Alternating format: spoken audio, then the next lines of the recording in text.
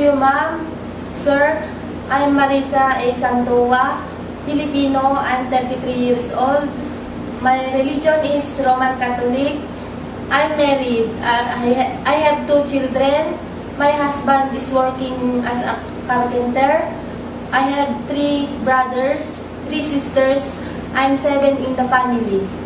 Okay, so good day to you, Miss Santua. How are you right now? I'm fine. Madam Sir, I'm fine, thank you. What are the advantages of the employers if they will hire you? Madam Sir, I'm loyal, hardworking, patient, and responsible.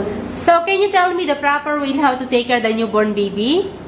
Madam Sir, I will take care of the baby, give them milk, and take a bath and change diaper. What if you commit mistakes? What to do? Sir, Madam, I will say sorry and I will not do it again. What is your last message to your future employer? Sir, Madam, please do hire me.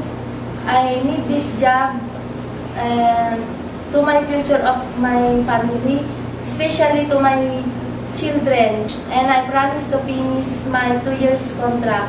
Thank you, Miss Marisa, and good luck. Thank you, Madam and Sir.